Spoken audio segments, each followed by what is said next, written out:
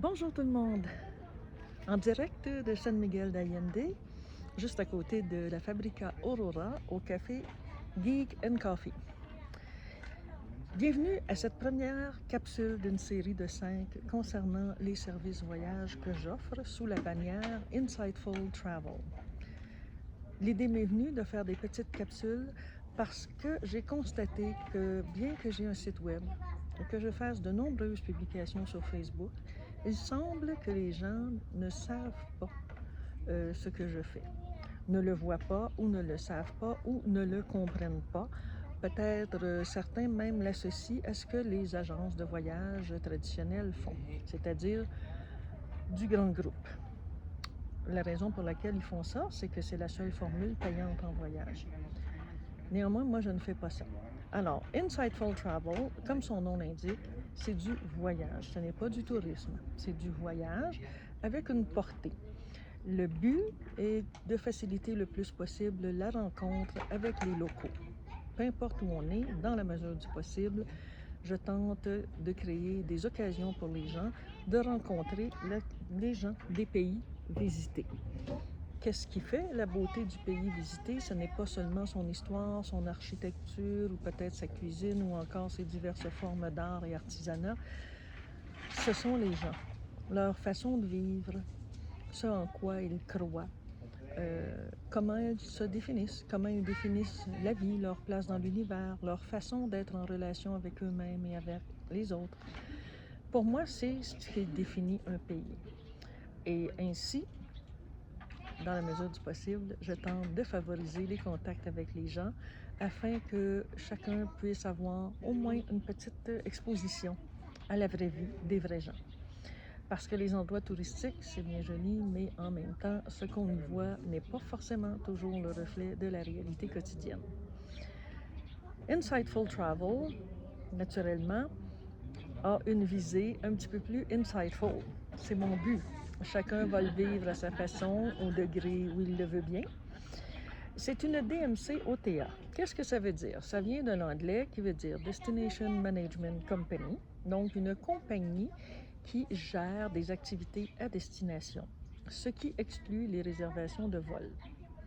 OTA, c'est Online Travel Agency, ce qui permet la mobilité, le nomadisme, qui caractérise quand même une partie de ma vie. Ainsi, peu importe où je suis sur la planète, je peux m'occuper des services, je peux m'occuper de coordonner des choses, de répondre aux gens.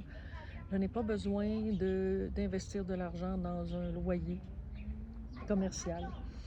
Et tout ceci assouplit énormément la formule qui est de toute façon de plus en plus au goût du jour. Insightful Travel est une compagnie officiellement enregistrée au Rajasthan en Inde.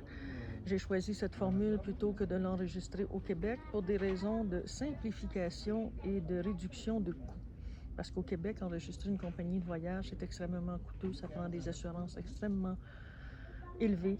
Et puis, non, j'ai décidé de ne pas faire ça. J'ai été agent de voyage, je ne le suis plus. Ce que je suis, on appelle ça tour opérateur. Donc, je suis grossiste, c'est-à-dire que moi, je crée mes propres circuits. Je trouve mes propres fournisseurs de services, je trouve mes partenaires à destination.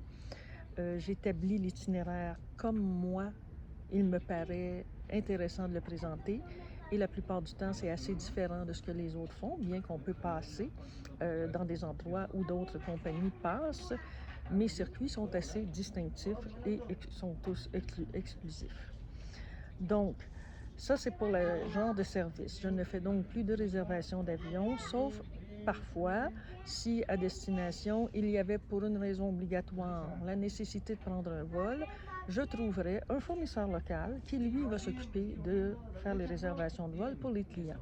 Ce ne sera pas moi qui vais le faire.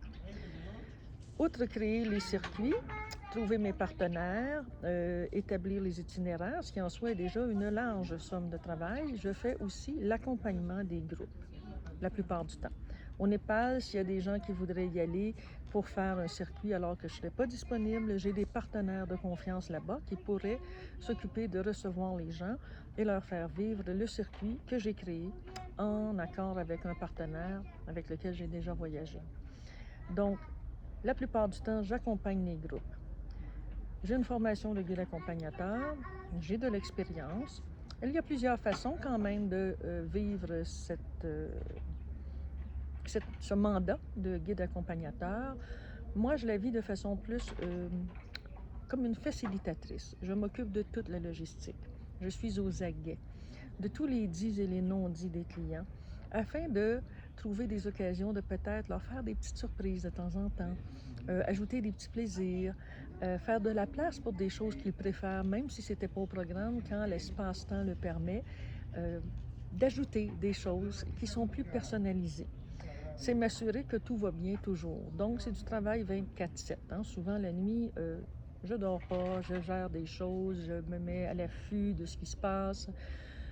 Je reconfirme pour la 7e fois avec les fournisseurs parce que ça fait partie des choses qui doivent être faites. Et je m'occupe de tout ça. Donc, j'accompagne les groupes, bien qu'au Népal, il est possible que je puisse envoyer des gens sur demande à faire des circuits à des moments où moi, je ne peux pas les accompagner, ou bien des circuits qui ne font pas partie de ce que moi, personnellement, je fais. Comme moi, je ne vais pas aller gravir l'Himalaya, mais mes fournisseurs, eux, peuvent accompagner des gens qui veulent aller gravir l'Himalaya. Tous les treks qui existent, les treks classiques au Népal, sont disponibles avec mes partenaires. Ce ne sont donc pas des circuits accompagnés avec la possibilité qu'ils le soient en français, mais ils seront en anglais. Alors, mes services sont en 3 langues et demie, dirais-je, français, anglais, espagnol. Le mandarin que j'oublie un peu quand même parce que ça fait longtemps que je ne le pratique pas, mais est toujours là. Toujours là, pas très loin. Donc, ça fait la possibilité de faciliter le contact avec les locaux en utilisant toutes ces langues-là. Qu'est-ce que je fais? Je fais du petit groupe. Idéalement, une formule autour de 8 personnes. 6 à 8, ça demeure intéressant. Il y a certaines destinations pour lesquelles j'ai fait de l'individuel, j'ai fait du duo, et parfois ça peut être disponible selon la demande des gens. Naturellement, l'individuel et le duo peut être disponible, pas partout, parce qu'il y a des endroits où les gens demandent un minimum de 4 voyageurs, mais là où c'est disponible, il peut y avoir un certain ajustement tarifaire, bien entendu. Alors, moi, je fais ce que les autres ne font pas. Je fais du très, très petit groupe, voire de l'individuel. Ça n'existe pas ou à peu près pas sur le marché. J'ai fait énormément de recherches à différents moments. J'en ai pas trouvé qui le faisaient. C'est très simple, c'est pas payant. Mais moi, je le fais quand même parce que pour moi, il y a une passion dans ça. Le voyage, pour moi, c'est un cri du cœur, c'est une quête d'évolution, d'apprentissage, de découverte. Et pour moi, c'est très important. Donc, je crée des circuits, je fais la logistique et je les accompagne. Mes services commencent à l'aéroport avec un transfert vers les hôtels et se terminent avec un transfert vers l'aéroport. Ne m'occupant pas des billets d'avion, les gens peuvent arriver de n'importe quelle provenance. Il n'y a aucun problème puisque les services commencent à une certaine date, à un certain endroit. Donc, une famille, pour moi, ça peut constituer un groupe.